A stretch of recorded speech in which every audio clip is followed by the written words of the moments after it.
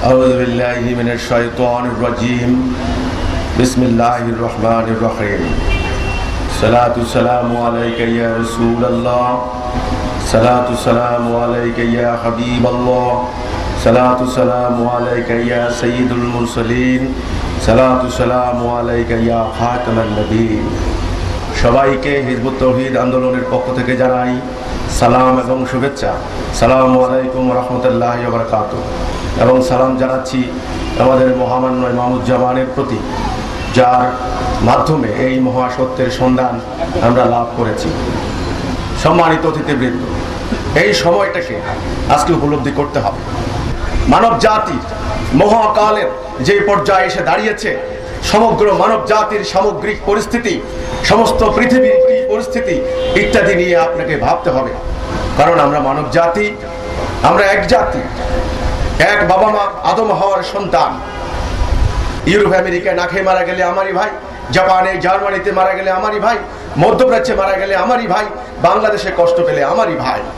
আমাদের একজন আল্লাহ রাব্বুল আলামিন রয়েছেন, আমরা তার কাছ থেকে এসেছি, আবার আমরা তার কাছে ফেরত যাব। আমাদের আলোচনার বিষয়বস্তু সমস্ত দুনিয়া, পটভূমি, সমস্ত পৃথিবী। আমাদের এই প্রিয় জন্মভূমি বাংলাদেশ এই পৃথিবী থেকে বিচ্ছিন্ন নয়। অর্থনৈতিক, রাজনৈতিক, সাংস্কৃতিক, শিক্ষাগত, সামরিক, ধর্মীয় বহু বিষয় রয়েছে। বিশ্বের অন্যান্য দেশের সঙ্গে বাংলাদেশও সম্পর্কিত। কাজেই এই মুহূর্তে বিশ্বের পরিস্থিতি কি, মানব জাতির পরিস্থিতি কি, সেটা আমাদেরকে ভাবতে হবে। আমাদের এই প্রিয় জন্মভূমি বাংলাদেশ, এই বাংলাদেশকে আমরা কিভাবে নিরাপদ রাখতে পারি, আমরা এই বাংলার মানুষ কিভাবে সুখে থাকতে পারি, শান্তিতে থাকতে পারি, সেই উপায় তখন আমরা খুঁজে বের করতে পারবো।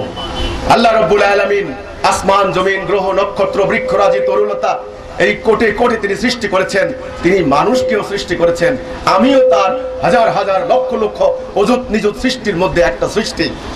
আমার মধ্যে আর অন্যান্য সৃষ্টির মধ্যে মৌলিক কতগুলি পার্থক্য রয়েছে। নাম্বার 1, আমি আল্লাহর খলিফা, আল্লাহর প্রতিনিধি। আল্লাহ পবিত্র কোরআনে বললেন, ওয়াইযা ক্বালা রাব্বুকা লিল মালাইকাতি ইন্নী জাইলুন ফিল আরদি খলিফা, আমি পৃথিবীতে আমার খলিফা পাঠাইতে চাই। 1 নাম্বার। 2 নাম্বার, আমাদের ভিতরে আল্লাহর রূহ রয়েছে, পরমাত্মার অংশ আত্মা রয়েছে। 3 নাম্বার, আল্লাহ বললেন আমি এই আদমকে নিজ হাতে বানিয়েছি। আর সমস্ত সৃষ্টিকে আল্লাহ বললেন কুন হও, হয়ে গেল। 4 নাম্বার, সমস্ত সৃষ্টিকে আল্লাহ নির্দেশ দিলেন এই আদমকে সেজদা করো, তাকে সার্ভিস দেবে বলে। সমস্ত সৃষ্টি, আসমান, জমিন, চন্দ্র, সূর্য, বৃক্ষরাজি, তরুলতা সব এই মানুষের জন্য, মানুষের সেবায় নিয়োজিত। মানুষ অন্যান্য পশুর মতো নয়, বৃক্ষরাজির মতো নয়। মানুষের একটা মহান দায়িত্ব রয়েছে, মহান কর্তব্য রয়েছে। মানুষকে প্রথম ভাবতে হয়, ভাবনার জন্যই তার ব্রেইন, অসম্ভব চিন্তা শক্তি মানুষের, মানুষের দৃষ্টি শক্তি, মানুষের শ্রবণ শক্তি, মানুষের হৃদয় উপলব্ধি শক্তি। মানুষ ব্রেন দিয়ে চিন্তা করবে তার কাজ কি, তার কর্তব্য কি, কোনটা উচিত কোনটা উচিত না। আল্লাহ কোরআনে বললেন আমার সৃষ্টিকে দেখো, এর মধ্যে কোনো খুঁত পাও কিনা দেখতে বলা হয়েছে। সূরা জুমারের 18 নম্বর আয়াতে আল্লাহ বললেন শোনো, এর মধ্যে যেটা উত্তম সেটা গ্রহণ করো। আরেক আয়াতে আল্লাহ বললেন উপলব্ধি করো। আরেক জায়গায় আল্লাহ বললেন তুমি কি চিন্তা করবে না, ভাববে না? আফালা তাআকিলুন। আমাদের নবী করিম সাল্লাল্লাহু আলাইহি সাল্লামের উপর যে কোরআন নাযিল হয়েছিল, প্রথম শব্দটা কি? ইকরা, মানে পড়ো। তাহলে দেখুন আল্লাহ কি বললেন, দেখো, শোনো, উপলব্ধি করো, চিন্তা করো, পড়ো, তারপরে সিদ্ধান্ত নাও। অথচ আমাদের মধ্যে কে বা কারা কেন চালু করে দিল পড়বো না, জানবো না, দেখবো না, শুনবো না? এজন্যই তো ধর্মের নামে চলছে অধর্ম। এজন্যই তো মানুষের ঈমানকে হাইজ্যাক করে বারবার ভুল খাতে প্রবাহিত করে জাতি বিনাশী কর্মকাণ্ড ঘটানো হয়েছে। যদি মানুষ চিন্তা করত, ভাবতো, পড়তো, জানতো, উপলব্ধি করত, তাহলে তার সামনে সত্য মিথ্যা আলাদা হয়ে যেত। যে একদিকে বললো আর অমনি সব হয়ে ওই আশায় হই হই রই রই করে ছুটে চলে যেত না। কাজেই পড়বো না, জানবো না, শুনবো না, উপলব্ধি করবো না, এই এক জাতি বিনাশী কথা, এই এক সাংঘাতিক মতবাদ। আজকে যে বৈশ্বিক সংকট, এই সংকট থেকে উদ্ধার পেতে হলে একটা জাতির রাষ্ট্রপ্রধান থেকে শুরু করে সাধারণ নাগরিক পর্যন্ত টপ টু বটম চিন্তা করে ভাবনা করে প্রতিটা পদক্ষেপ দিতে হবে। আন্দাজি শুধুমাত্র ঢিল মারলে হবে না, বহু ঢিল মেরেছি, প্রত্যেকটা ঢিল ব্যর্থ হয়েছে, আর যেন ব্যর্থ না হয় এজন্য প্রত্যেকটা পদক্ষেপ দিতে হবে চিন্তা ভাবনা করে। আমি কোন গতানুগতিক ওয়াজ করতে দাঁড়াই নাই, আমি কোন রাজনৈতিক বক্তব্য দিতে আসি নাই, আমি মানব জাতির সংকট নিয়ে কাজ করি, মানব জাতির মুক্তির বার্তা নিয়ে এসেছি। আমরা মুসলমান, আমাদের একজন আল্লাহ রাব্বুল আলামিন রয়েছেন, আমরা আল্লাহকে বিশ্বাস করি, আমরা কিতাবকে বিশ্বাস করি, আমরা পরকালকে বিশ্বাস করি, আমরা আখিরি নবী হুজুর আকরাম সাল্লাল্লাহু আলাইহি সাল্লামের প্রতি ঈমান রাখি।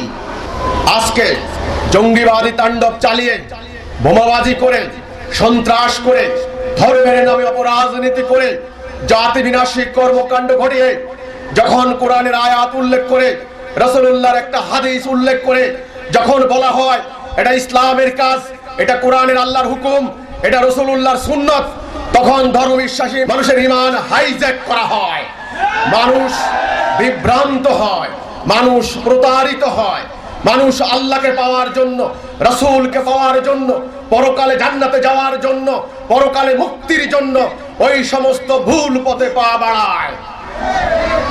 আল্লাহ কয়জন? আল্লাহ একজন। শেষ নবী কয়জন ছিলেন? একজন।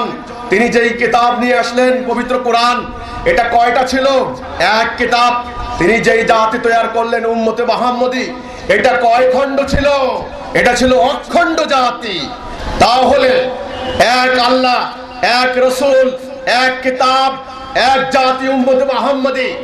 আজ আমরা মুসলমান, সেই আটলান্টিকের তীর থেকে ইন্দোনেশিয়া পর্যন্ত, উড়াল পর্বতমালা থেকে ভারত মহাসাগর পর্যন্ত, হাফ অফ দ্য ওয়ার্ল্ড, আমাদের হাজার হাজার পীর, এক এক পীরের এক এক তরিকা, ইসলামের নামে রাজনীতি করেন, হাজার হাজার দল, এক এক দলের এক এক কর্মসূচি, আর জঙ্গিবাদী কর্মকাণ্ড করেন, সেই বোকো হারাম আল কায়দা থেকে শুরু করে সমস্ত দুনিয়াময় হাজার হাজার জঙ্গিবাদী দল, এক এক দলের এক এক অদ্ভুত অদ্ভুত আকীদা।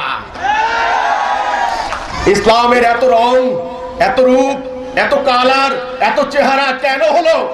তাহলে কোনটা সত্য? এজন্য অনেক সাধারণ মানুষ এখন বলেন, সবাই তো আপনারা ইসলামের কথা বলেন, কে ভুল কে ঠিক আমরা তো কিছুই বুঝতে পারছি না।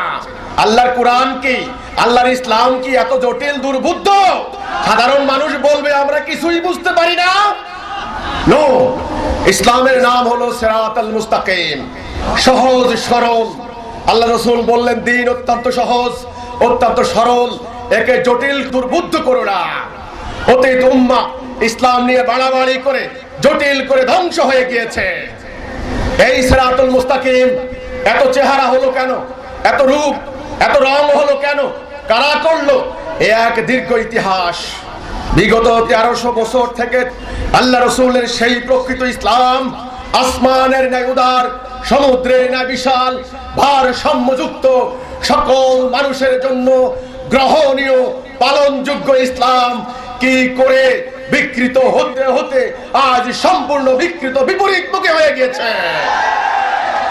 আমার ইসলামের মধ্যে তো এরকম ছিল না, এই অনর্থক অহেতুক কর্মকাণ্ড ছিল না, এই অন্ধত্ব ছিল না। কাজেই এই সন্ত্রাস জঙ্গিবাদের বিরুদ্ধে এখন কথা বলতে হলে ইসলাম সম্পর্কে একটা কম্প্রিহেন্সিভ একটা স্টাডি দরকার, সামগ্রিক একটা আলোচনা দরকার।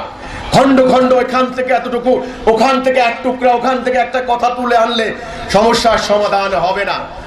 আজ সারা দুনিয়াময় এই জঙ্গিবাদী তাণ্ডব সৃষ্টি করে দেওয়ার পর ট্রিলিয়ন ট্রিলিয়ন অর্থ ব্যয় করে, অত্যাধুনিক মারণাস্ত্র প্রয়োগ করে, অত্যাধুনিক প্রযুক্তি ব্যবহার করে, শক্তিশালী গোয়েন্দা নেটওয়ার্ক ব্যবহার করে পরাশক্তিগুলি এই জঙ্গিবাদী তাণ্ডব নির্মূল করতে পারে নাই। শুধুমাত্র শক্তি দিয়ে নির্মূল করতে না পারার কারণে সাবেক সিআইএ এর প্রধান, মার্কিন প্রেসিডেন্ট সহ, জাতিসংঘের মহাসচিব সহ, আমাদের বাংলাদেশের মাননীয় প্রধানমন্ত্রী পর্যন্ত সংসদে দাঁড়িয়ে এখন বলছেন শুধুমাত্র অস্ত্র দিয়ে, শুধুমাত্র শক্তি দিয়ে এই জঙ্গিবাদী তাণ্ডব দূর করা সম্ভব হবে না।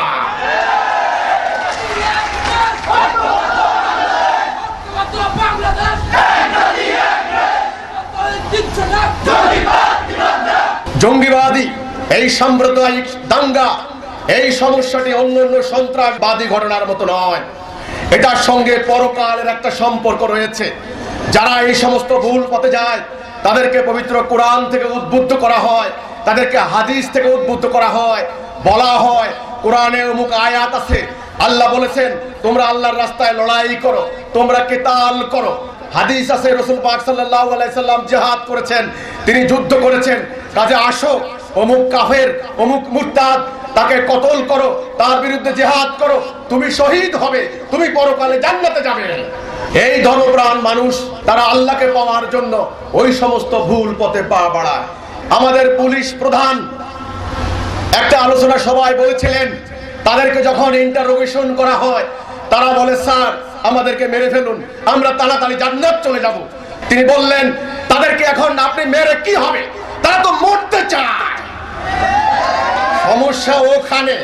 এখন সবাই মিলে এই উপলব্ধি করছেন যে একটা পাল্টা কাউন্টার ন্যারেটিভ লাগবে, পাল্টা আইডিওলজি লাগবে, পাল্টা ব্যাখ্যা লাগবে।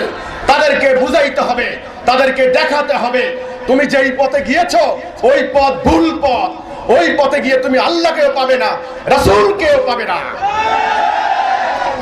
এখন তাহলে এই কথার মধ্যে সবাই এসেছেন যে একটা পাল্টা আইডিওলজি লাগবে, ইসলামের প্রকৃত ব্যাখ্যা তুলে ধরতে হবে। আলহামদুলিল্লাহ, আমরা বিগত কয়েক বছর থেকে সেমিনার করে, জনসভা করে এই কথাটাই বোঝানোর চেষ্টা করেছিলাম যে শুধুমাত্র শক্তি দিয়ে হবে না, একটা সঠিক আদর্শ লাগবে, ইসলামের প্রকৃত ব্যাখ্যা তুলে ধরতে হবে।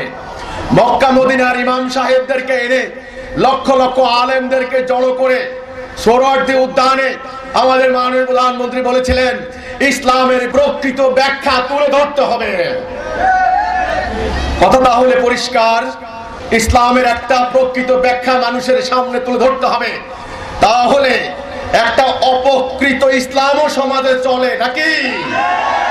ধর্ম আর অধর্ম এতদিন তো এক চেটিয়া চলেছে সব ধর্ম। আমরা বলেছি না, ধর্মের নামে অধর্ম চলছে, ইসলামের নামে বহু অনিসলামিক কর্মকাণ্ড চলছে যেটা ইসলাম নয়। আমরা এই কথাটা বলার অপরাধে আমাদের উপর বহু অত্যাচার চালানো হয়েছে, আমাদের ভাইদেরকে হত্যা করা হয়েছে, আমার বাড়িতে এ পর্যন্ত 4 বার হামলা চালানো হয়েছে। এই জঙ্গিবাদী দলগুলি এবং যারা ধর্মকে ব্যবহার করে রাজনীতি করছে তারা জনগণের মধ্যে একটা মিথ্যা প্রচারণা চালিয়ে আমার বাড়িতে হামলা চালিয়েছে, আমি নাকি খ্রিস্টান হয়ে গেছি। কিন্তু আজ সত্য প্রমাণিত হয়েছে তোমরা ধর্মের নামে যে তাণ্ডব চালাচ্ছ এটা আল্লাহ রাসূলের ইসলাম নয়। এখন এই সত্য কথা কে বলবে? আমি পরিষ্কার বলতে চাই, এই সত্য কথাটা তিনি বলতে পারবেন যিনি এবং যারা সত্যের উপরে, হকের উপরে দণ্ডায়মান থাকবেন। 1 নাম্বার। 2 নাম্বার, যারা ধর্মের কথা বলে বিনিময় নেবেন, স্বার্থ উদ্ধার করবেন, অর্থনৈতিক স্বার্থ, গোষ্ঠী স্বার্থ, রাজনৈতিক স্বার্থ, যেই কোনো প্রকারের স্বার্থ হোক না কেন, তাদের দ্বারা এই ইসলামের কথা বললে জনগণের মধ্যে কোনো ফল হবে না। যেই ওয়াজে, যেই নসিহতে স্বার্থের সংযোগ থাকে, সেই ওয়াজ, সেই নসিহত মানুষের চরিত্রের মধ্যে কোনো প্রভাব বিস্তার করতে পারে না। এটা প্রাকৃতিক। এজন্য আল্লাহ রাব্বুল আলামিন পবিত্র কোরআনে আল্লাহর দ্বীনকে গোপন করতে নিষেধ করেছেন এবং তার বিনিময়ে তুচ্ছ মূল্য গ্রহণ করতে নিষেধ করেছেন। আল্লাহ বলেছেন যারা আমার আয়াতকে গোপন করবে এবং বিনিময় গ্রহণ করবে তাদের পেটে তারা আগুন ঢুকায়, তাদেরকে আল্লাহ পবিত্র করবেন না, তাদের জন্য রয়েছে মর্মন্তুদ আযাব। তারা হেদায়েতের পরিবর্তে গুমরাহি ক্রয় করেছে। যারা নিজেরাই গুমরাহ, নিজেরাই পথভ্রষ্ট, নিজেরাই সত্যের মধ্যে নাই, তারা কি করে সাধারণ মানুষকে সত্যের দিকে আহ্বান করবে? এটা কি সত্য কথা হতে পারে? এটা হলো মুনাফিকের কথা। আমি সেই কথা বলতে পারি না যেই কথা আমি মুখে বলি, কিন্তু আত্মায় আমার বিশ্বাস নাই, কাজেও আমি প্রমাণ করি না, তাহলে আমি হব মুনাফিক। মুনাফিকের স্থান কোথায়? জাহান্নামের নিম্ন স্তরে।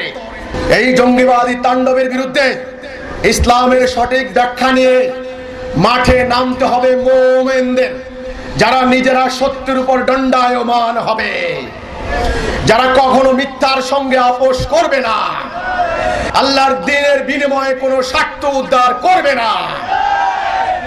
ইনশাআল্লাহ তাদের প্রচারণার বিনিময়ে সত্য প্রতিষ্ঠা হবে।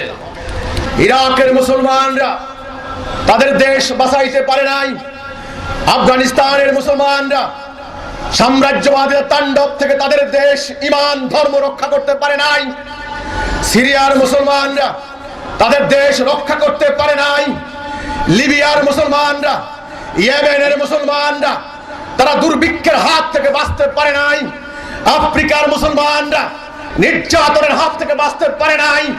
কিন্তু আলহামদুলিল্লাহ এই বাংলার মাটিতে আল্লাহ রাব্বুল আলামিন সত্য দান করেছেন, হেদায়েত দান করেছেন, একটা সঠিক আদর্শ আমরা পেয়েছি। ইনশাআল্লাহ আমার এই প্রিয় বাংলার জমিনকে যাবতীয় সাম্রাজ্যবাদী তাণ্ডব থেকে আমরা রক্ষা করতে পারবো।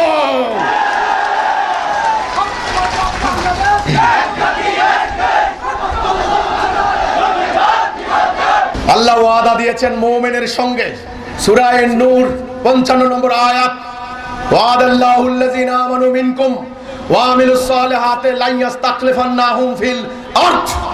যারা ঈমান আনবে এবং আমল সালেহ করবে তাদেরকে আমি পৃথিবীতে পাওয়ার দেব।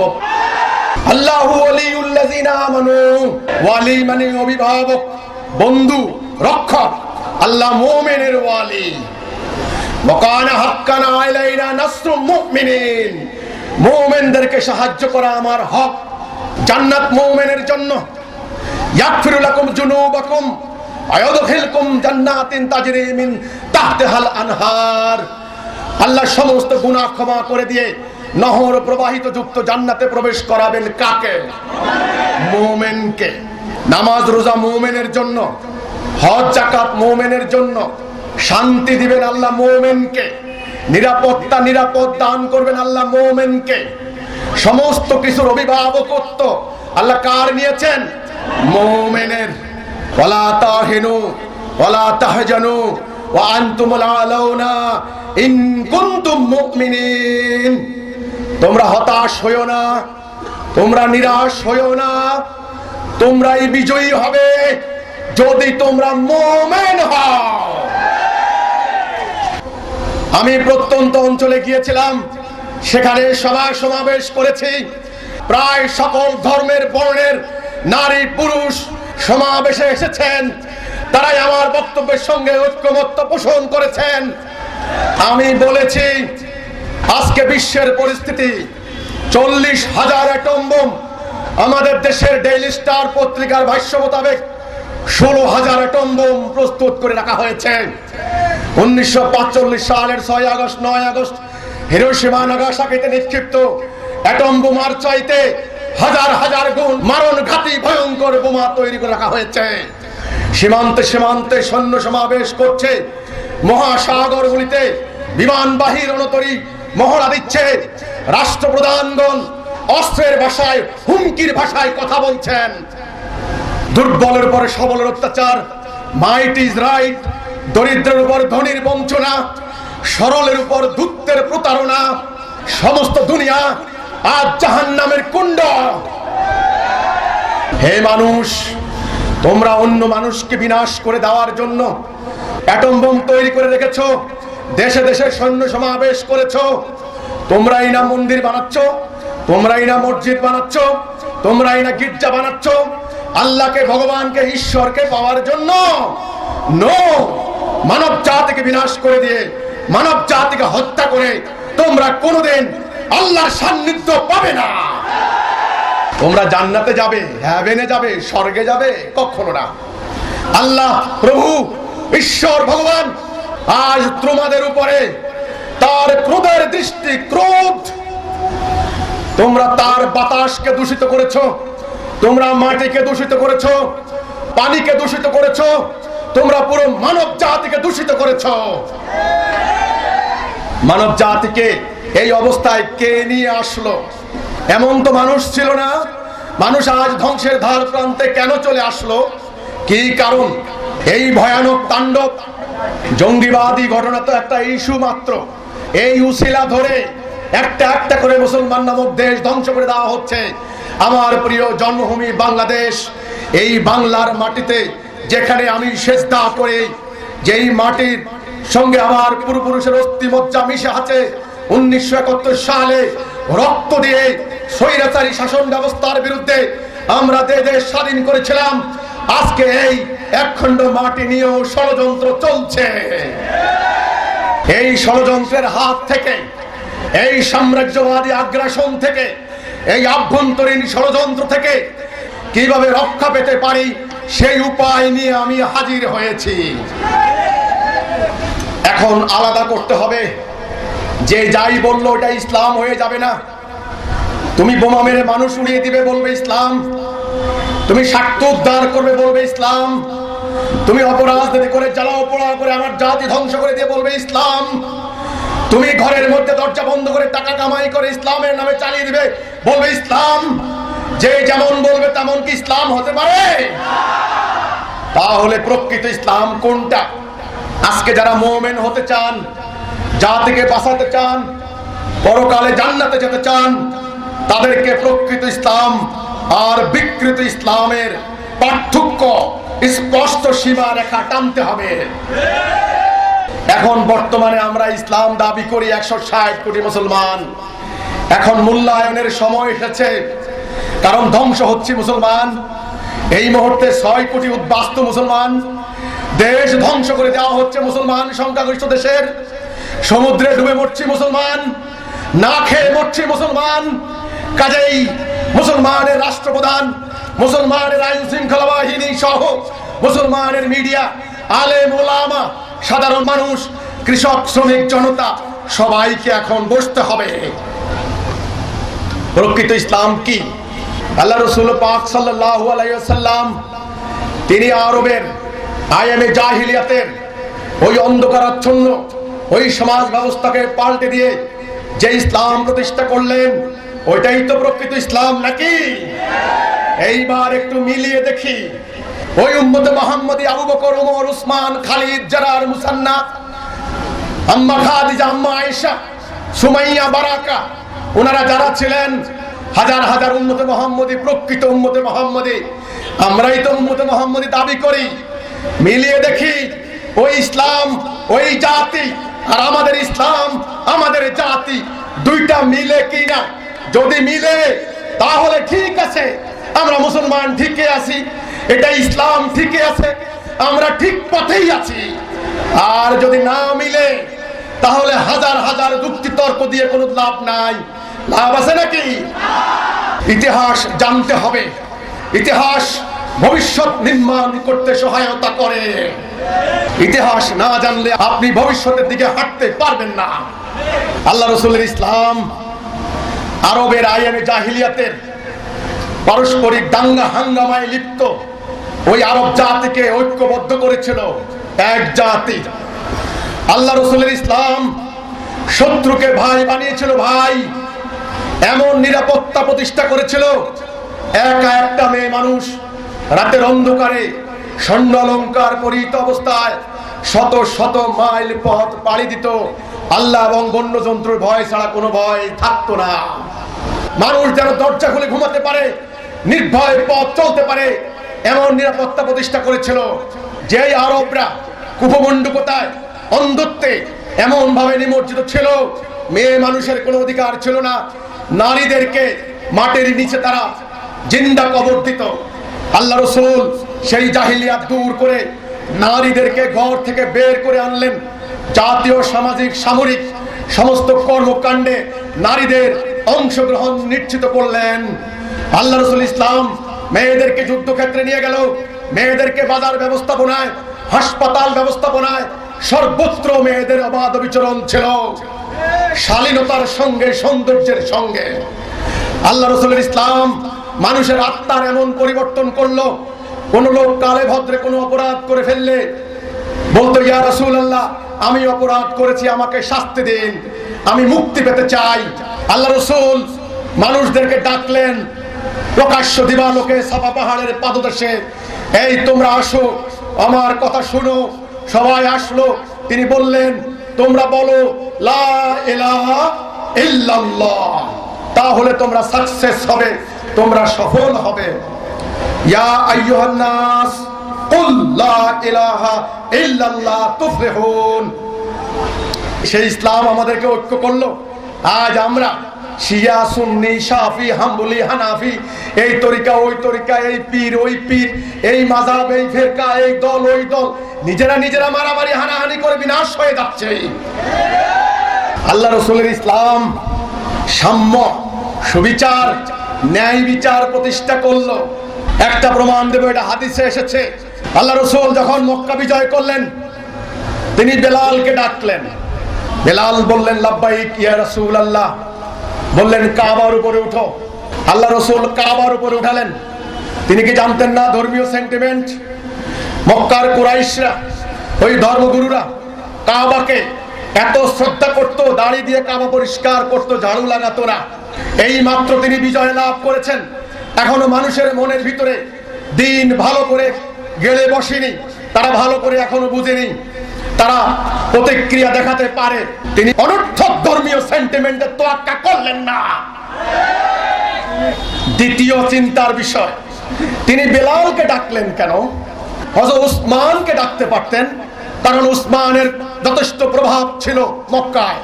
তিনি হযরত ওমরকে ডাকতে পারতেন, হযরত ওমরের যথেষ্ট ক্ষমতা ছিল মক্কায়। এই ঘটনার মধ্যে বিরাট শিক্ষা আছে।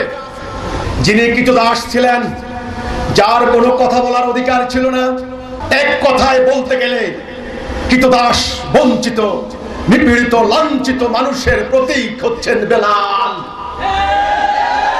বেলালকে বললেন, বেলাল উঠো। বেলাল কাবার উপরে উঠলেন, আল্লাহর সার্বভৌমত্বের ঘোষণা দিলেন, আযান দিলেন। মানব জাতি দেখলো নতুন ইতিহাস রচিত হয়েছে। আল্লাহর শেষ নবী, আখিরি নবী, তিনি প্রমাণ দিলেন মানুষ ঊর্ধ্বে, মানবতা ঊর্ধ্বে। তিনি প্রমাণ দিলেন মুমিনের স্থান কাবার ঊর্ধ্বে। রাসূল প্রমাণ করে দিলেন, আমি বঞ্চিত মানুষের, অধিকার হারা মানুষের বঞ্চনা দূর করতে এসেছি। এজন্যই আমার টাইটেল রহমাতাল লিল আলামিন, সমস্ত মানব জাতির জন্য রহমত স্বরূপ, বরকত স্বরূপ।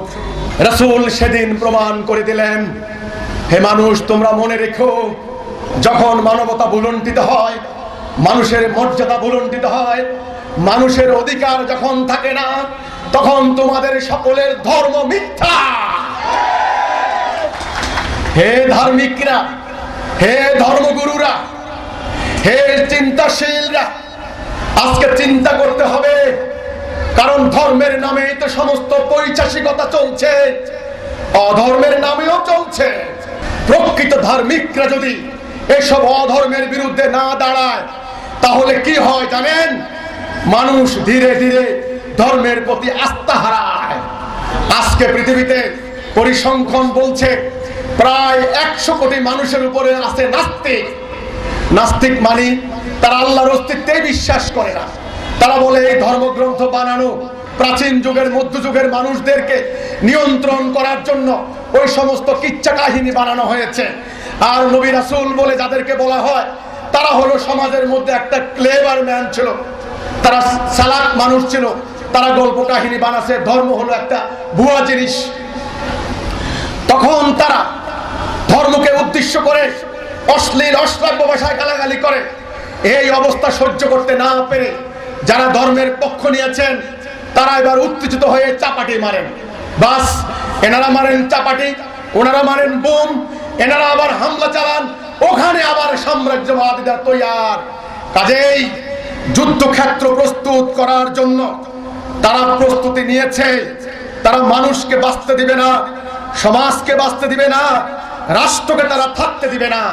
এই জন্যেই আজকে ধর্মের প্রকৃত রূপ, ধর্মের প্রকৃত শিক্ষা, ইসলামের প্রকৃত শিক্ষা মানুষের সামনে তুলে ধরতে হবে।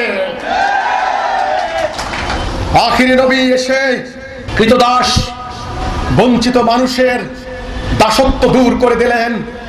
সেই নবীর উম্মত দাবি করে 150 কোটি, আজ আমরা গত 400 বছর আগেই সাম্রাজ্যবাদীদের কৃতদাসে পরিণত হয়েছিলাম। দুঃখজনক ইতিহাস। আর একটা উদাহরণ দেব। একদিন আল্লাহ রসুলের চাচা ডাকলেন ভাতিজাকে, ভাতিজা এদিকে আসো। ওই কুরাইশরা বলছে তুমি এই সত্যের দিকে আহ্বান করা, তাওহীদের দিকে আহ্বান করা তুমি বাদ দাও। যদি তুমি বাদ দাও, তুমি কি চাও? তুমি কি ক্ষমতা চাও? তোমাকে আরবের ক্ষমতাশালী বানানো হবে, বাদশাহী দেওয়া হবে। তুমি কি সম্পত্তি চাও? তোমাকে সেরা ধনী বানিয়ে দেওয়া হবে। তুমি কি নারী চাও? তোমাকে সুন্দরী নারী দেওয়া হবে। তুমি কি চাও?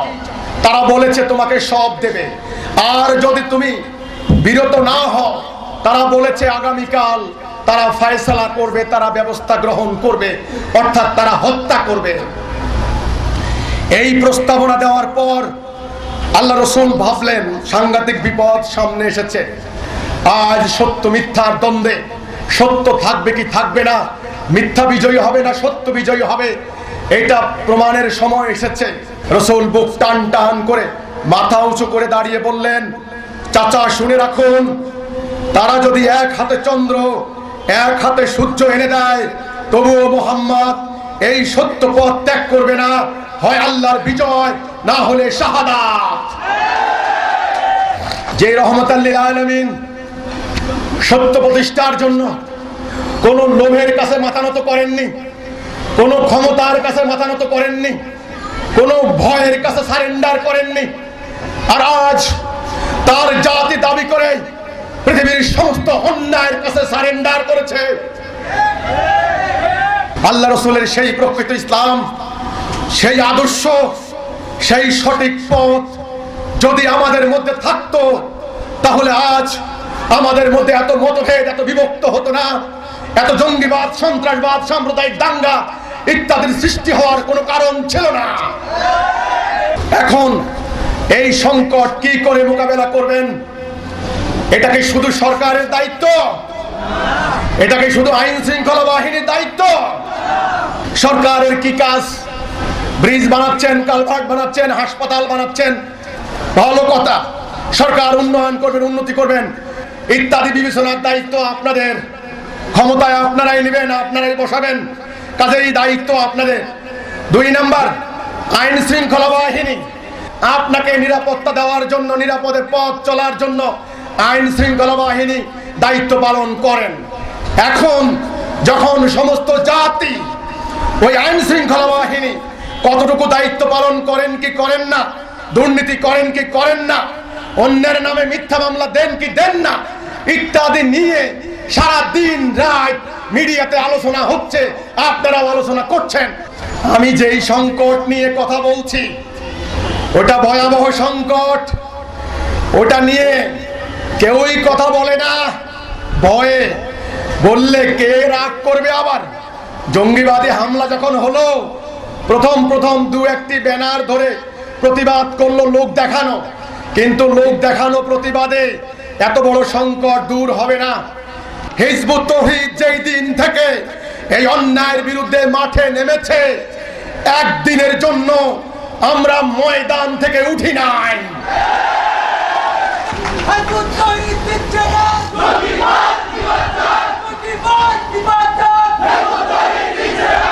আমরা রাস্তাঘাটে অপমানিত হয়েছি, হামলার শিকার হয়েছি, আমাদেরকে হত্যা করা হয়েছে, আমাদের বোনদেরকে অপমান করা হয়েছে, আমাদের ভাইদেরকে পঙ্গু করা হয়েছে, আমাদের মোটরসাইকেল জ্বালিয়ে দেওয়া হয়েছে, আমাদের বাড়িতে হামলা চালানো হয়েছে।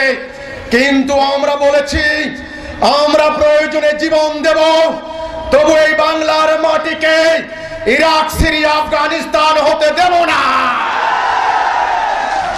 এটা আমার মুখের দাবি নয়, এটা আমার আত্মার কথা, ইনশাআল্লাহ একদিন কাজে প্রমাণ হবে। এই সংকট শুধু সরকারের সংকট নয়, শুধু আইন শৃঙ্খলা বাহিনীর সংকট নয়, এটা সমগ্র জাতির সংকট। হিন্দু ভাইয়েরা যদি মনে করেন এটা মুসলমানের সংকট, মুসলমান বুঝবে, তাহলে ভুল হবে। আলেমরা যদি মনে করেন এটা সাধারণ মানুষের সংকট, আওয়ামী লীগের সংকট, আওয়ামী লীগ ঠেলা বুঝবে, নো, হিসাব ভুল করবেন, ঠেলা সবাইকে বুঝতে হবে। এতদিন আমাকে বলেছেন আমি খ্রিস্টান, এখন নতুন করে বলছেন সরকারের পক্ষে কথা বলে। নো, আমি ন্যায়ের পক্ষে কথা বলবো, অন্যায়ের বিরুদ্ধে কথা বলবো। আমি সরকার আর জনগণ আলাদা করতে পারি না। পুরো জাতি, আমরা এক জাতি, আমাদের একজন আল্লাহ রয়েছেন, আমরা তার সামনে দণ্ডায়মান হব হাসরের দিন। কাজেই বিভক্তি আপনারা করতে পারেন, অমুক দল অমুক দল, আল্লাহর সামনে দল দুইটা, সত্য মিথ্যা, ন্যায় অন্যায়, বৈধ অবৈধ। এই সংকট নিয়ে কথা বলতে হলে এখন সবাইকে প্রকৃত ইসলাম কি এই জিনিসটা নিয়ে সামনে আসতে হবে। সবাই তো বলছেন একটা কাউন্টার ন্যারেটিভ লাগবে, পাল্টা আইডিওলজি লাগবে। ইসলামের পরিভাষায় বলতে গেলে আকীদা। এজন্য সমস্ত আলেমরা একমত ছিলেন, আকীদা ভুল হলে ঈমান ভুল, ঈমান না থাকলে আমলের কোনো মূল্য নাই। তিনটা বিষয় ইসলামের পরিভাষায়, আকীদা, ঈমান, আমল। আকীদা পরিষ্কার না থাকলে আপনার ঈমান ভুল খাতে প্রবাহিত হবে। আকীদা কি? আকীদা শব্দের অর্থ হলো ওভারঅল আইডিয়া, কম্প্রিহেন্সিভ কনসেপ্ট, সামগ্রিক ধারণা, সঠিক ধারণা, এটা হলো আকীদা। আর ঈমান, ঈমান মানে বিশ্বাস। আমল, আমল মানে কাজ। নামাজ পড়ছেন আমল, রোজা রাখছেন আমল, মসজিদ বানাচ্ছেন আমল। আমলের আগে হচ্ছে ঈমান। যার ঈমান নাই তার আমলের কোনো মূল্য নাই। আমলের আগে হচ্ছে আকীদা। ইসলামের সঠিক আকীদা এখন সবার সামনে পরিষ্কার করতে হবে। আপনারা আমার হাতে একটা বস্তু দেখতে পাচ্ছেন, এই বস্তুটার নাম কি? পানির গ্লাস। এটা কি জন্য তৈরি করা হয়েছে? পানি খাওয়ার জন্য। আপনি এই বস্তু সম্পর্কে সঠিক ধারণা লাভ করলেন, তারপরে আপনার এটার উপরে যে ঈমানটা আসলো, সঠিক হলো ঈমানটা। এরপরে আপনি পানি খেলেন, মানে আমল করলেন, সঠিক আমল হলো। এই বস্তুটার ব্যবহার যথাযথ হলো, সঠিক হলো। এখন যদি কেউ আপনাকে বলে এটা একটা অস্ত্র, এটা পকেটে রাখো, সময় সুযোগ মতে মানুষের মাথায় মারবে, তাহলে বলুন আপনি এটা দিয়ে, এই গ্লাস দিয়ে মানুষের মাথায় মারবেন না? ওই আমলটা ভুল হবে না? কারণ আপনাকে ভুল বোঝানো হয়েছে, আকীদা ভুল হয়েছে। এজন্যে ইসলামের সমস্ত স্কলাররা, সমস্ত আলেমরা একমত ছিলেন, আকীদা ভুল হলে ঈমান ভুল হবে, আর ঈমান ভুল হলে আমল ভুল হয়ে যাবে। এতদিন বলা হতো মাদ্রাসার থেকে জঙ্গি হয়, গরিব ঘরের সন্তানরা টাকা পয়সার অভাবে জঙ্গি হয়। এখন দেখা যাচ্ছে ইংলিশ মিডিয়ামে পড়ে, নামি দামি স্কুলে পড়ে, সেখান থেকে জঙ্গি হচ্ছে। বড় লোকের ধনীর দুলালরা জঙ্গি হচ্ছে, নারী জঙ্গি হচ্ছে, পুরুষ জঙ্গি হচ্ছে, গ্রামের সাধারণ মানুষ হচ্ছে, শহরের বিত্তবানরা হচ্ছে। হোয়াই? কারণ কি? এই আকীদা। ওই ওদের ঈমান ছিল কিতাবের প্রতি, আল্লাহর প্রতি। তারা শহীদ হতে চেয়েছে, তারা জান্নাতে যেতে চেয়েছে। এই জন্য তাদের আকীদা ভুল হওয়ার কারণে তাদের ঈমানকে হাইজ্যাক করা হয়েছে। সেখানে আল্লাহর উপকার হয় নাই, মানব জাতির উপকার হয় নাই, ইসলামের কোনো উপকার হয় নাই। মধ্যখানে কি হয়েছে? ইসলামের বদনাম হয়েছে এবং মুসলমানদের ক্ষতি হয়েছে। কাজেই ইসলামের সামগ্রিক আকীদা এখন জনগণের সামনে তুলে ধরতে হবে। আমার হাতে একটা বস্তু আছে, এটা কি? ঘড়ি। এটা দিয়ে কি করে? সময় দেয়। সারা পৃথিবীতে আপনি যাকেই প্রশ্ন করবেন সবাই বলবে ঘড়ি সময় দেয়। অর্থাৎ একটা বস্তুর উদ্দেশ্য একরকম, সবাই জানে। তাহলে ইসলামের উদ্দেশ্য কি? নবী করিম সাল্লাল্লাহু আলাইহি সাল্লামের আগমনের উদ্দেশ্য কি? তিনি যে জাতি তৈরি করলেন উম্মতে মুহাম্মদী, সেই উম্মতে মুহাম্মদী জাতি গঠনের উদ্দেশ্য কি ছিল ইত্যাদি কি হাজার হাজার উত্তর, নাকি একটা উত্তর? আজ ইন্দোনেশিয়া যান, Malaysia, Pakistan, Bangladesh, Syria, Iran, Arab, Africa, হাজার হাজার রকমের উত্তর পাবেন, এক একজনের এক এক উত্তর। এত মতভেদ কেন? কে সৃষ্টি করলো? আল্লাহ এক।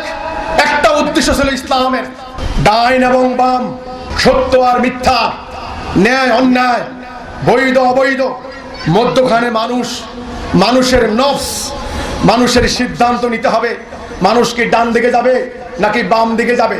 ডান দিকে গেলে তার ফল ভোগ করবে, বাম দিকে গেলেও তার ফল ভোগ করবে।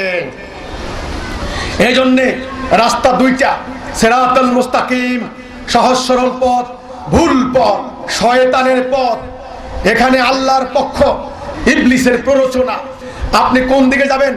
আল্লাহর পক্ষ নেবেন নাকি ইবলিসের প্ররোচনায় প্রভাবিত হবেন? আপনি কি সত্যের পক্ষে থাকবেন নাকি অসত্য অন্যায়ের পক্ষ নেবেন? এই সিদ্ধান্ত নেওয়ার ক্ষমতা আপনার রয়েছে, আপনার নফসের স্বাধীনতা। এজন্য পরকালে পরিণতি দুইটা, জান্নাত জাহান্নাম। পৃথিবীতে সার্কামস্ট্যান্স দুইটা, শান্তি অথবা অশান্তি। আমরা এসেছি পরীক্ষা স্বরূপ কিছু কালের জন্য। কাজেই হে জ্ঞানবানরা, হে এলেম হাসিলকারীরা, তোমাদের এলেম, তোমাদের জ্ঞান অহংকারের বিষয় নয়, পরীক্ষার বিষয়। হে ক্ষমতাবানরা, তোমাদের ক্ষমতা নট পার্মানেন্ট, পরীক্ষার বিষয়। হে অর্থবানরা, ধনবানরা, তোমাদের ধন পরীক্ষার বিষয়। পরীক্ষা দেওয়ার জন্য তৈয়ার হও, প্রস্তুত হও। তোমার এই ক্ষমতা দিয়ে, এই শক্তি দিয়ে, এই জ্ঞান দিয়ে তুমি কি সত্য প্রতিষ্ঠা করবে, ন্যায় প্রতিষ্ঠা করবে, বঞ্চিত অসহায় মানুষের বঞ্চনা দূর করবে, নাকি তুমি নিজেই অন্যায় অবিচার বঞ্চনা সৃষ্টি করবে? পরীক্ষার পর হাসরের দিনে, বিচার দিনের মালিক তার সামনে তোমাদের সকলের আমল উপস্থাপিত হবে। সেদিন প্রমাণ হবে তোমার এই জ্ঞান, এই শিক্ষা, এই সম্পদ, এই ক্ষমতা, এটা কি তোমাকে মর্যাদার উচ্চাসনে আসীন করবে নাকি অধঃপতনের চূড়ান্ত স্তরে নিক্ষেপ করবে? ন্যায় আর অন্যায়, সাদা এবং কালো, বৈধ অবৈধ, এখন এটা স্পষ্ট করতে হবে। না হলে জঙ্গিবাদী তাণ্ডব, সাম্রাজ্যবাদী আগ্রাসন, ভয়াবহ অপরাজনীতি, কোন সংকট থেকে জাতি নিস্তার পাবে না। তারপরে সিদ্ধান্ত নিতে হবে আমরা কি সত্যের পক্ষে দণ্ডায়মান হব নাকি অন্যায়ের পক্ষে থাকব। যদি আমরা সত্যের পক্ষে থাকি তাহলে এটার নামই হলো তাওহীদ, লা ইলাহা ইল্লাল্লাহ। আগে সমস্ত অন্যায়ের বিরুদ্ধে ঐক্যবদ্ধ হন, এটা ইসলামের কলেমা। এই কাজ করলে আপনি হবেন মুমিন। তারপরে আপনি নামাজ পড়বেন, আপনি রোজা রাখবেন, আপনি হজ করবেন। এই জঙ্গিবাদী কর্মকাণ্ড যারা করে তাদের জন্য এখানে একটা শিক্ষা রয়েছে। আল্লাহ রাসূলের সমস্ত কাজ ছিল প্রকাশ্য। তিনি সাফা পাহাড়ে উঠে সবাইকে ডাকলেন, দিনের আলোয় প্রকাশ্য, গোপনে ছিল। তোমরা গোপন কর্মকাণ্ড কোথায় পেয়েছো? আমার বাড়িতে যখন হামলা চালানো হয়েছে, তারা হামলা চালানো মুখ বেঁধে আল্লাহু আকবার বলে। আমি প্রশ্ন রাখতে চাই, মুখ বাঁধার ইসলাম তোমরা কোথায় পেলে? গোপনে আস্তানা গেড়ে গেড়ে হামলা চালানোর ইসলাম তোমরা কোথায় পেলে? মুখ বাঁধার ইসলাম আল্লাহ রাসূলের ইসলাম নয়। মানুষকে জোর করে, মানুষের ইচ্ছার বিরুদ্ধে, মনের বিরুদ্ধে একটা ঘটনা চাপিয়ে দিয়ে, এটা আল্লাহ রাসূলের ইসলাম নয়। আল্লাহ রাসূল দিনের আলোর মতো প্রকাশ্য স্পষ্ট করে সবার সামনে সত্য মিথ্যা, ন্যায় অন্যায় তিনি তুলে ধরলেন। যারা সত্য নেবে তারা আলোকময় হবে, শান্তিপূর্ণ তাদের সমাজ হবে। তিনি শুধু বললেন এই দিকে যাও শান্তি পাবে, এই দিকে যেও না অশান্তির মধ্যে পড়বে। ওটা ইবলিসের পথ, ওইটা শয়তানের পথ, ওই হানাহানি, ওই অনৈক্য, ওই স্বার্থপরতা, ওইটা শয়তান সৃষ্টি করবে। ওইটা মুমিনের কাজ নয়, ওইটা কাফেরের কাজ, মুশরিকের কাজ, মুনাফিকের কাজ। তোমরা মুমিন, তোমরা এই পথে থাকো। আল্লাহ রাসূল ন্যায় অন্যায়, সত্য মিথ্যা, বৈধ অবৈধ স্পষ্ট করে তুলে ধরলেন। অনেকেই বলেন আপনারা যে খালি দেশপ্রেম দেশপ্রেম বলেন, দেশপ্রেম ইমানের অঙ্গ, দেশ রক্ষা করতে হবে। ইসলামে তো দেশপ্রেম দেশপ্রেম বলে কোনো কথা নাই। ইসলাম তো সারা পৃথিবীর মুসলমান নামক জাতি নিয়ে কথা। আল্লাহ রাসূল যখন মদিনায় আসলেন, তিনি মদিনার ইহুদি, পৌত্তলিক, মুসলমান, খ্রিস্টান সবাইকে নিয়ে তিনি একটা জাতি গঠন করেন নাই? করেছেন। মদিনা সনদ, যেই মদিনা সনদের প্রথম দফাটা কি ছিল? ছিল আমরা সবাই মদিনার লোক, এক জাতি, এক উম্মাহ। দুইটি কথার উপরে সবাইকে ঐক্য করলেন। বৈদেশিক শত্রুর হাত থেকে আমাদের মদিনাকে রক্ষা করতে হবে। 2 নাম্বার, মদিনার ভিতরে যেন কেউ গোলযোগ সৃষ্টি করতে না পারে, অন্যায় করতে না পারে, সন্ত্রাস সৃষ্টি করতে না পারে। আমরা সকল গোত্র, সকল ধর্ম এই ব্যাপারে একমত হলাম। মক্কার সেই অহংকারী কুরাইশরা তারা মদিনা হামলা করার জন্য প্রস্তুতি নিল। রাসূল পাক সাল্লাল্লাহু আলাইহি সাল্লামের কাছে খবর আসলো, একটা যুদ্ধের নাম আহজাবের যুদ্ধ। আহজাব মানে হলো সম্মিলিত সামরিক বাহিনী। সবাই মিলে মদিনাকে একেবারে নিশ্চিহ্ন করে দেওয়ার জন্য তারা আসলো। রাসূল পাক সাল্লাল্লাহু আলাইহি সাল্লাম ওই মদিনার মাটিকে রক্ষা করার জন্য, ওই মদিনার মানুষদেরকে রক্ষা করার জন্য, পুরো মদিনাকে রক্ষা করার জন্য আল্লাহ রাসূল কি করলেন? পেটে পাথর বাঁধলেন, দিনের পর দিন না খেয়ে থাকলেন। সাহাবায়ে কেরামদের কষ্ট, নারী পুরুষ সবাই মিলে পাহারা দিয়ে পুরো জাতি ঐক্যবদ্ধ হয়ে তখন মদিনাকে রক্ষা করেননি? জাতিকে রক্ষা করেননি? সম্মিলিত বাহিনী তারা এসে দেখলো জাতিটা ছোট্ট হতে পারে, অস্ত্র শস্ত্র কম থাকতে পারে, খাদ্যদ্রব্য কম থাকতে পারে, সংখ্যা কম হতে পারে, আমরা সম্মিলিত হতে পারি, কিন্তু এই সম্মিলিত শক্তির সামনে আমাদের বিজয় লাভ করা সম্ভব নয়। ওই মদিনার জনগণ নিঃস্বার্থভাবে শুধু মানুষের জন্য, আল্লাহর সন্তুষ্টির জন্য কাঁধে কাঁধ মিলিয়ে তারা যখন মাটি রক্ষার জন্য, দেশ রক্ষার জন্য, ধর্ম রক্ষার জন্য ঐক্য হলো, তখন আল্লাহর সাহায্য তাদের উপর এসেছে। সারা রাত ধরে বৃষ্টি হয়েছে। আবু জেহেলদের দল, ওই আবু সুফিয়ানের দল তারা পালাতে বাধ্য হয়েছে। ইরাক, সিরিয়া, লিবিয়া, আফগানিস্তানের মুসলমানরা নিজেদেরকে রক্ষা করতে পারে নাই, কারণ একটা গাইডলাইন, সঠিক পথ নির্দেশনা, সেই আদর্শ তারা পায় নাই। তাহলে পৃথিবীর বুকে এই মুহূর্তে সেই মহান আদর্শ, সেই সত্য হক কোথায় আছে? বাংলার জমিনে। আমরা সেজদা দিচ্ছি কোথায়? এই বাংলার জমিনে। আমাদের পূর্বপুরুষের অস্থিমজ্জা মিশে আছে কোথায়? এখন আমার সামনে আমার এই মাটি আমার কাছে পবিত্র। এই মাটিকে রক্ষা করা আমার এখন ইবাদত। এই কথা আপনাদের বিশ্বাস হয় না? আমার এই দেশকে এখন মদিনার মতো পাহারা দিয়ে, রক্ত দিয়ে এই বাংলার মাটিকে রক্ষা করতে হবে। হে হিজবুত তাওহীদের ভাই বোনেরা, আমি তোমাদেরকে বলতে চাই, তোমরা মুখে যে কথা বলেছো কাজে সেটা প্রমাণ করতে হবে। আমরা বলতে চাই, ইনশাআল্লাহ যদি আমরা মুমিন হতে পারি, যদি আমরা সমস্ত অন্যায়ের বিরুদ্ধে ঐক্যবদ্ধ হতে পারি, তাহলে আল্লাহর সাহায্য আমাদের উপর আসবে। 1400 বছর আগে রাসূলুল্লাহর সাহাবীদের জন্য আল্লাহর সাহায্য ছিল, আমাদের জন্য কি নাই? তিনি জাগ্রত, তিনি চিরন্তন, তিনি সামিউম বাসীর, তিনি লতীফুল খাবীর, তিনি আলিমুল গায়েব বিজাতিস সুদূর।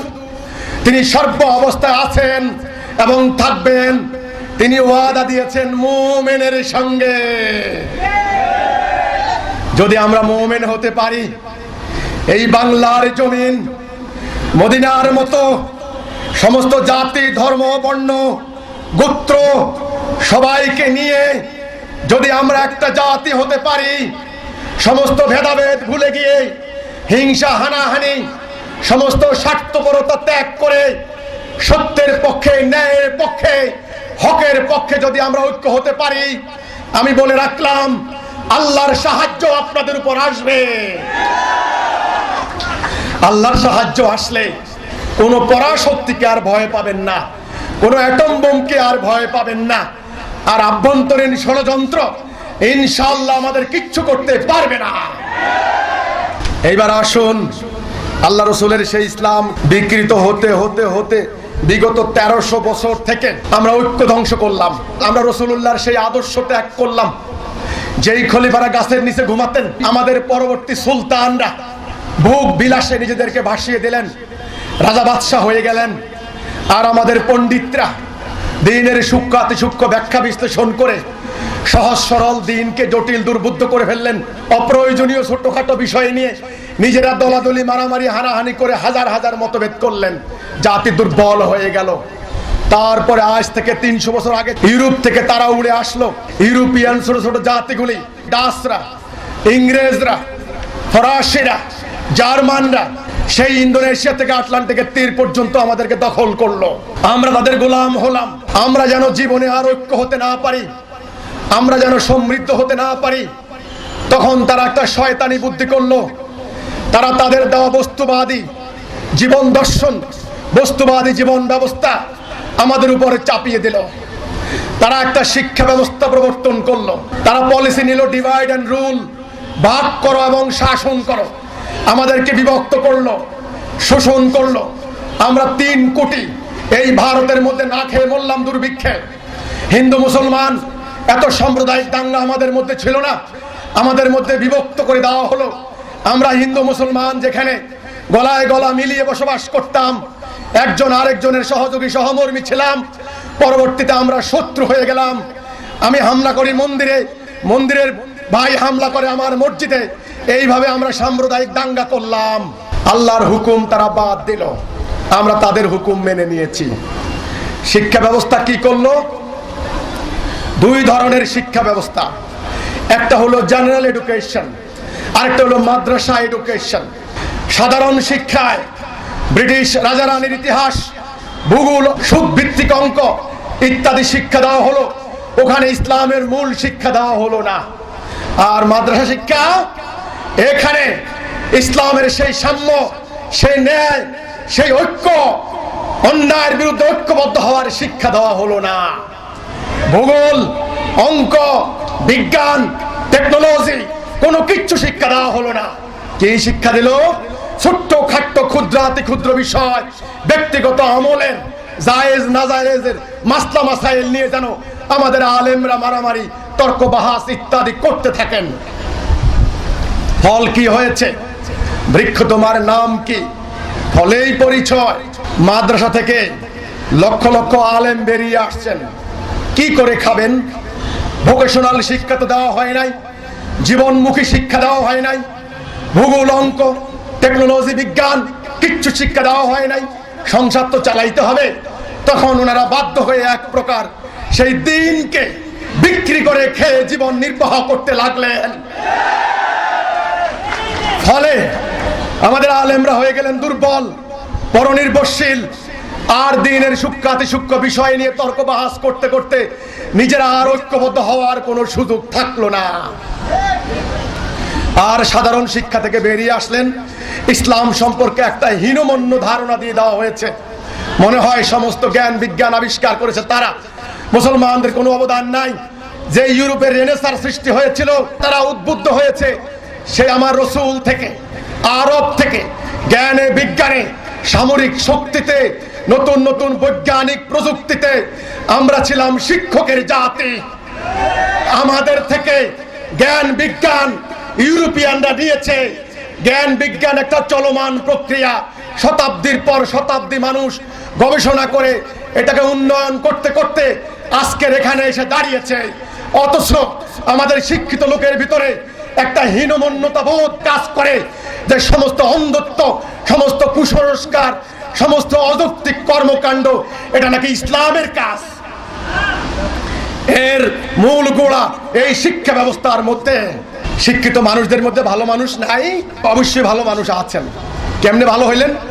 পারিবারিক ঐতিহ্য, অন্য কোনো সত্যনিষ্ঠ মানুষের শিক্ষা, অন্য কোনো কারণে তিনি ব্যক্তিগতভাবে ভালো আছেন, আমি স্বীকার করি। এটা কয়জন? Exception is always exception.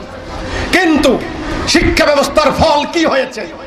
আমার দেশের কৃষক শ্রমিক জনতার রক্ত শোষণ করে নিয়ে লক্ষ লক্ষ কোটি টাকা বিদেশের সুইস ব্যাংকে জমা করে কে?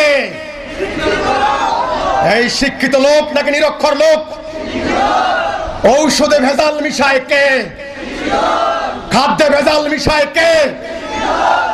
এই শিক্ষিত লোক কোত্থেকে সৃষ্টি হলো? কোত্থেকে স্বার্থপর আত্মকেন্দ্রিক জাতির ক্ষতি করে ফেলবে, জাতিকে ধ্বংস করে ফেলবে, জাতিকে প্রয়োজনে বিক্রি করে ফেলবে, তবু সিঙ্গাপুরে বাড়ি করতে হবে, এই মানসিকতার সৃষ্টি হলো কোত্থেকে? এই শিক্ষা ব্যবস্থা। মাদ্রাসা আবার দুই ভাগ, সরকারি আলিয়া, কাউমি মাদ্রাসা। কাউমিরা সরকারিদের শত্রু, সরকারিরা কাউমিদেরকে দেখতে পারেন না। কাউমিদের মধ্যে আবার সরকার বহু কষ্টে একত্রিত করে এক জায়গায় বসিয়েছেন কেমনে কেমনে। তারাও আবার দেখেন শত শত ভাগ, একজনের সিদ্ধান্ত আরেকজনে মানেন না। আর সাধারণ শিক্ষা, English medium, Bangla medium, private university, public university. আমার কথা হচ্ছে আজকের এই বৈশ্বিক সংকট, যেখানে জাতিকে ঐক্যবদ্ধ হওয়া দরকার, সেখানে বিভক্তি সৃষ্টিকারী, অনৈক্য সৃষ্টিকারী, স্বার্থপরতা জন্মদানকারী কোন রকমের ব্যবস্থা এখন থেকে রাখা যাবে না। আমাদের মানসিকতাকে বিভক্ত করে দেওয়া হয়েছে। কেউ বেরিয়ে আসছেন জঙ্গিবাদী মনোভাব নিয়ে, কেউ বেরিয়ে আসছেন সাম্প্রদায়িক বিদ্বেষ নিয়ে, কেউ বেরিয়ে আসছেন স্বার্থপরতা নিয়ে, কেউ বেরিয়ে আসছেন আত্মকেন্দ্রিকতা নিয়ে। এই জাতি বিনাশী সাম্রাজ্যবাদীদের রেখে যাওয়া উপনৈবেশিক যুগের এই বিভক্তিমূলক শিক্ষা ব্যবস্থাকে এখন থেকে বন্ধ করতে হবে। আল্লাহ রসুলের সেই প্রকৃত ইসলাম আমরা হারিয়েছি, আল্লাহর দেওয়া সেই গাইডলাইন আমরা হারিয়েছি, সেই হেদায়া আমরা ত্যাগ করেছি, রাসূলুল্লাহর সেই মহান আদর্শ আমরা ত্যাগ করেছি, ইউরোপিয়ান সভ্যতা দ্বারা আমরা আপ্লুত হয়েছি। আমাদের জাতি আজকে চলছে তাদের দেওয়া গাইডলাইন মোতাবেক। কাজেই এখন এই সংকট যেন তেন ভাবে মোকাবেলা করা যাবে না। আল্লাহর নাজিল করা কিতাবের মধ্যে সর্বশেষ কিতাব আল কোরআন অবিকৃত রয়েছে। প্রায় সকল মুসলমানের ঘরে ঘরে কোরআন। এমন কোন মসজিদ নাই কোরআন নাই, এমন কোন মাদ্রাসা নাই কোরআন নাই। এই ইন্টারনেটের যুগে হাতে হাতে কোরআন, কোরআনের আয়াত দেখে। কাজেই যে কেউ যে কোনো ভাবে যেন তেন ব্যাখ্যা দিলেই কিন্তু হবে না। কোরআনের আয়াত মিলিয়ে দেখে, হাদিস দেখে, তারপরে মুসলমানদের বর্তমান দুর্গতির এই যে বাস্তব চিত্র। ইংরেজিতে একটা কথা আছে, অল ডিপেন্ডস অন সার্কামস্ট্যান্স। সমস্ত কিছু নির্ভর করে অবস্থার উপরে। সার্কামস্ট্যান্স অনেক কিছু উলট পালট করে দেয়। মুসলমান মার খাচ্ছে মিয়ানমারে, মুসলমান মার খাচ্ছে বসনিয়ায়, মুসলমান মার খাচ্ছে 70 বছর থেকে ফিলিস্তিনে। মুসলমানের দেশ ধ্বংস করে দিচ্ছে একটা একটা করে। মুসলমানদের মধ্যে একদল তরুণকে ওই পথে বিপদগামী করা খুব সহজ, কারণ পরিস্থিতি এখন সামনে এসে দাঁড়িয়েছে। কাজেই ব্যাখ্যা দিতে হবে বর্তমান পরিস্থিতির সঙ্গে মিলিয়ে। যিনি বলবেন, কে বলছেন, তার কথা মানুষ দেখবে তিনি সত্যের উপর দণ্ডায়মান কিনা, তিনি এই কথা বলে কোনো স্বার্থ উদ্ধার করছেন কিনা, তিনি মুসলমানদের স্বার্থের বিরুদ্ধে বলছেন নাকি মুসলমানদের স্বার্থে তথা মানব জাতির মুক্তির কথা বলছেন, ইত্যাদি সামগ্রিক বিবেচনা করে মানুষ কথা শুনবে। আপনারা বলতে পারেন, হিজবুত তাওহীদ আপনারা কিভাবে আমার জাতিকে রক্ষা করবেন? আমি আগেই বলেছি, রক্ষা করবেন কে? আল্লাহ রাব্বুল আলামিন। তিনি রক্ষা করেছেন মদিনায়, তিনি রক্ষা করেছেন সেই জাতিকে। কিন্তু শর্ত একটা, ওয়ালা তাহিনু ওয়ালা তাহজানু ওয়া আনতুমুল আলাউনা ইন কুনতুম মুমিনিন, মুমিন হতে হবে। তাহলে আমাদের প্রস্তাবনা 1 নাম্বার, এই মুহূর্তে সমস্ত জাতিকে যাবতীয় অন্যায়ের বিরুদ্ধে ইস্পাত কঠিন ঐক্যবদ্ধ হতে হবে। ঐক্য বিনষ্টকারী কোনো ব্যবস্থা আর রাখা যাবে না। সময় অনেক গড়িয়েছে। 71 সালের পরিস্থিতি আর 2017 সালের পরিস্থিতি এক নয়। প্রথম বিশ্বযুদ্ধের সময় আর আজ তৃতীয় বিশ্বযুদ্ধ, প্রত্যেকটা জাতির দরজায় কড়া নাড়ছে, পরিস্থিতি এক নয়। কাজেই 1 নাম্বার ঐক্যবদ্ধ হতে হবে। কিসের উপর ঐক্য হবেন? লা ইলাহা ইল্লাল্লাহ, আল্লাহর হুকুম ছাড়া কারো হুকুম, বাস একটা। আল্লাহ যেটা বলেছেন সেটা কি? যাবতীয় অন্যায় যেই করুক, হিন্দু বুঝি না, মুসলমানও বুঝি না, আওয়ামী লীগও বুঝি না, বিএনপিও বুঝি না, সাধারণ মানুষও বুঝি না, নারীও বুঝি না, পুরুষ, আলেম বুঝি না, জালেম বুঝি না, যিনি অন্যায় করবেন আমরা সবাই মিলে তার বিরুদ্ধে। এটা হবে কলেমার ঘোষণা। কেমন ঐক্য? সাপ্পান কান্নাহুম বুনিয়ানুম মারসুস, সীসা গলানো প্রাচীরের ন্যায় ঐক্য। যেন তেন ঐক্য না, ওই নির্বাচনকালীন জোট না। এটা এমন ঐক্য যে ঐক্যের ভেতরে একটা সুই ঢুকাইতে না পারে, কোনো স্বার্থ কোনো ভয় যেন ঐক্যের ভিতরে ঢুকতে না পারে, সেই ঐক্য। 2 নাম্বার, সবাইকে স্বার্থপরতা আত্মকেন্দ্রিকতা ত্যাগ করে মানবতার কল্যাণে জাতির জন্য জীবনকে এবং সম্পদকে উৎসর্গ করার জন্য তৈয়ার হতে হবে। জানমাল দিবেন না, মোমেন হইতে পারবেন না। কারণ শিক্ষা ব্যবস্থায়, রাজনৈতিক ব্যবস্থায়, সমাজ ব্যবস্থা এ পর্যন্ত দেখে এসেছি খালি নেওয়ার পালা, নেও, সবাই খালি আমাকে দাও দাও দাও। ধর্মের নামে দিলেন, রাজনীতির নামেও তো নিলেন, সব তো গেল নিলেন। এখন মানুষকে দিতে হবে, এইবার দেওয়ার পালা, দিতে হবে। কবি নজরুল বলেছিলেন, দিনে দিনে বহু বাড়ি আছে দেনা, শুধিতে হইবে ঋণ। বোধ নিয়েছেন, এবার দেওয়ার জন্য প্রস্তুত হন।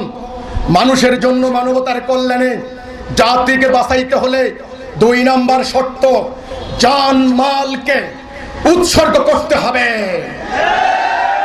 তাহলে আপনি হবেন প্রকৃত মুমিন একদিকে, অন্যদিকে প্রকৃত দেশপ্রেমিক। 3 নাম্বার, এই যে রাজনৈতিক চর্চা, রাজনৈতিক সংস্কৃতি, গত নির্বাচনের আগে নির্বাচনে দেখলাম 600 কোটি টাকা খরচ হয়েছে রাষ্ট্রের। আর ব্যক্তিগত টাকার হিসাব করলে হাজার হাজার কোটি টাকা খরচ করে একদল ক্ষমতায় আসেন, আরেক দল ক্ষমতা থেকে নামানোর জন্য পরের দিন থেকে শুরু করেন এইবার জ্বালাও পোড়াও, হরতাল, অবরোধ, ভাঙচুর, হত্যাকাণ্ড, কোনো কিছু আর বাদ রাখেন না। আমার দেশের বুখা নাঙ্গা 1 কোটি তরুণ তরুণী বিদেশে গিয়ে সকাল থেকে রাত পর্যন্ত রক্ত পানি করে, বাবা মা সবার মায়া মমতা ত্যাগ করে বৈদেশিক রেমিটেন্স পাঠান। আর আপনারা রাজনৈতিক চর্চা করে করে, গণতন্ত্রের চর্চা করে করে আমার দেশটাকে এই পর্যন্ত ফকির বানিয়ে দিয়েছেন। আপনাদের এই স্বার্থের রাজনীতি, বিভক্তের রাজনীতি, হানাহানির রাজনীতি আল্লাহ রসুল শিখায় নাই, এটা শিখিয়েছে ব্রিটিশ সাম্রাজ্যবাদীরা। এই রাজনীতি এখন আর রাজধানীর মধ্যে সীমাবদ্ধ নাই, গ্রামে গ্রামে চলে গিয়েছে। আমরা গান শুনতাম, কত সুন্দর জীবন ছিল, হিন্দু মুসলমান একসঙ্গে চলতাম। গ্রামে আজ এই পরিবেশ নাই। দক্ষিণ পাড়া আওয়ামী লীগ, উত্তর পাড়া বিএনপি, পশ্চিম পাড়া জাতীয় পার্টি, ওই আরেক পাড়া জামাত শিবির। ঘরে ঘরে তলোয়ার রেডি, বন্দুক রেডি, ককটেল রেডি। শুধুমাত্র একটা নির্দেশের বাকি আমার জাতির মধ্যে তাণ্ডব সৃষ্টি করে দেওয়া হয়। আমার জাতির মধ্যে আর কত কাল আপনারা এই বিভক্তির চর্চা করবেন? এই কতকাল স্বার্থের রাজনীতি করবেন, এই কতকাল জাতিটাকে শেষ করে দিবেন? আমি আমার লোককে মারছি, আমি আমার আইন শৃঙ্খলা বাহিনীকে হামলা করছি, তারা আবার আমাকে মিথ্যা মামলা দিচ্ছে। এই বিভক্তির রাজনীতি, এই স্বার্থের রাজনীতি এখন থেকে বন্ধ করতে হবে। প্রশ্ন করতে পারেন, তাহলে দেশ কেমনে চলবে? কেমনে চলবে? এটা কি বন্ধ করা সম্ভব? আল্লাহ যখন কাউকে পথ দেখান জাতিকে রক্ষার জন্য, একথা বিশ্বাস করতে হবে। ইনশাআল্লাহ এই রাজনৈতিক সংকট প্রতি কয়েক বছর পর পর জাতি যে ভয়ঙ্কর টেনশনে পড়ে, সরকার, মিডিয়া, আইন শৃঙ্খলা বাহিনী, অন্যান্য ধর্মের লোক শুদ্ধ যে টেনশনে পড়ে, দলের লোকগুলো পর্যন্ত যে টেনশনে পড়ে, এই টেনশন থেকে মুক্তি দেওয়ার, এই বিভক্তির হাত থেকে বাঁচানোর এবং আসন্ন সংকট থেকে নিস্তার লাভের জন্য কি পথ রয়েছে, সেই পথ আমাদের কাছে আছে। তারপরে প্রস্তাবনা, শিক্ষা ব্যবস্থাকে এখন থেকে ঢেলে সাজাতে হবে। এই কথা এখন আর আমি বলছি না, অনেকেই এখন টক শোতে বলছেন। ইসলামের প্রকৃত শিক্ষা পুরো জাতির সামনে এখন তুলে ধরতে হবে। এই জন্য মিডিয়াকে এগিয়ে আসতে হবে, আইন শৃঙ্খলা বাহিনীকে এই কাজে সর্বাত্মক সহযোগিতা করতে হবে। ইসলামের প্রকৃত শিক্ষা তুলে ধরার জন্য মাননীয় প্রধানমন্ত্রী বারবার বলছেন জাতিকে এগিয়ে আসার জন্য। সেই প্রকৃত শিক্ষা কোথায় রয়েছে? কোন শিক্ষা দিলে পরে জাতি অন্যায়ের বিরুদ্ধে ঐক্য হবে? কোন শিক্ষা দিলে পরে মুমিন হবে? কোন শিক্ষা দিলে পরে জঙ্গিবাদী, সাম্প্রদায়িক এবং সংঘাতময় পরিস্থিতির দিকে জাতির তরুণ সমাজ যাবে না? জাতি রক্ষার জন্য, মাটি রক্ষার জন্য জীবন সম্পদকে উৎসর্গ করবে, সেই শিক্ষা আমাদের কাছে রয়েছে। শেষ প্রস্তাবনা, আমাদের আইন শৃঙ্খলা বাহিনীর প্রতি যারা কষ্ট করে জাতির সদস্যদেরকে নিরাপদ রাখার জন্য দিনরাত কষ্ট করছেন, জঙ্গিবাদী তাণ্ডব রোখাইতে হলে, সাম্প্রদায়িক দাঙ্গা বন্ধ করতে হলে, জাতিকে সমস্ত অন্যায়ের বিরুদ্ধে ঐক্যবদ্ধ করতে হলে নিজের আগে অন্যায়ের বিরুদ্ধে ন্যায়ের পক্ষে থাকতে হবে এবং আত্মত্যাগের প্রেরণায় উদ্বুদ্ধ হতে হবে। আত্মত্যাগ লাগবে, সেই আত্মত্যাগ হবে মানবতার কল্যাণে, মানুষের জন্য। তবে আপনারা হবেন মুমিন, দুনিয়াতেও শান্তি, পরকালেও জান্নাত। কাজেই এই সকলের প্রতি আমার এই প্রস্তাবনা, আপনারা একটু বিবেচনা করবেন।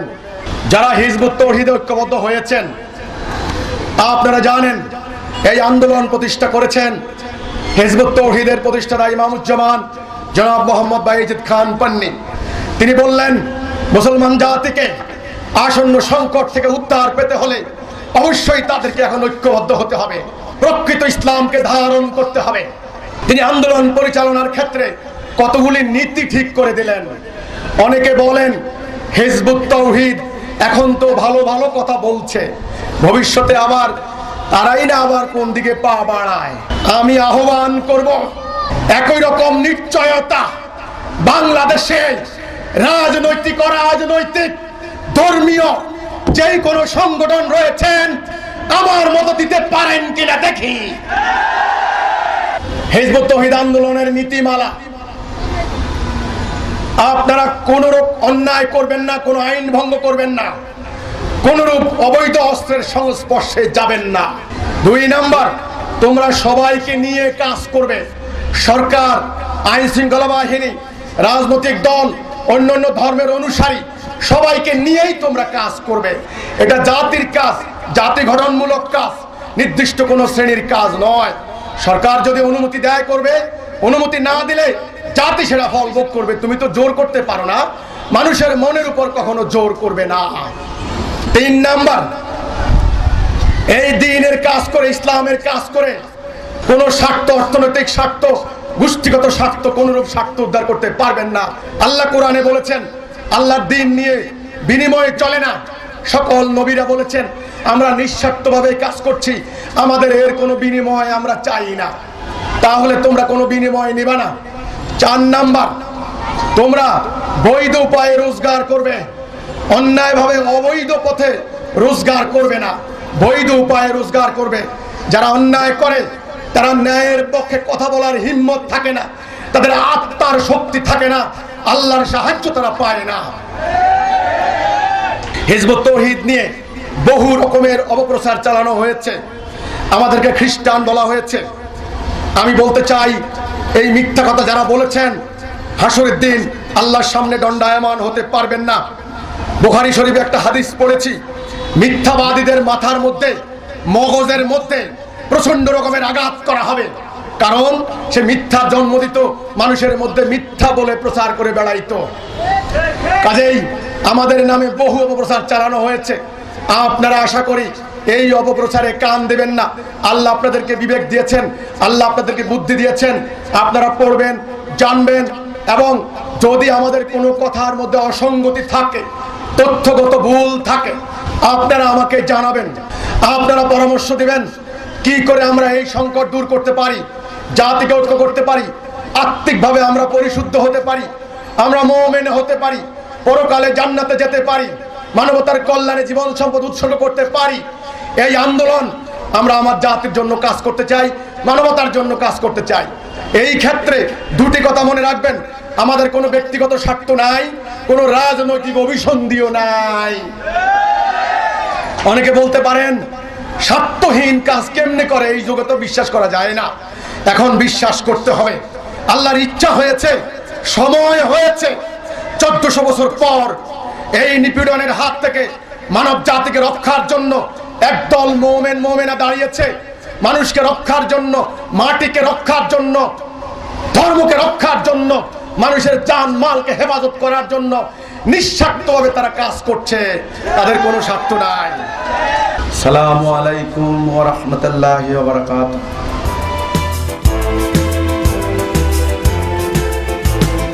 দিন বদলের ডাক এসেছে, শপথ নাও সবাই, হিন্দু বৌদ্ধ মুসলিম নয়, সবাই সবার ভাই। দিন বদলের ডাক এসেছে, শপথ নাও সবাই, হিন্দু বৌদ্ধ মুসলিম নয়, সবাই সবার ভাই। ছুঁড়ে ফেলো সব বাদ মতবাদ, অসার তন্ত্র মন্ত্র, ধর্ম জাতির সীমানা প্রাচীর, গোলামীর ষড়যন্ত্র, অবিচার সন্ত্রাস দুর্নীতি হবে শেষ। এক দেশ, এক মত, এক জাতি বাংলাদেশ। দিন বদলের ডাক এসেছে, শপথ নাও সবাই, হিন্দু বৌদ্ধ মুসলিম নয়, সবাই সবার ভাই।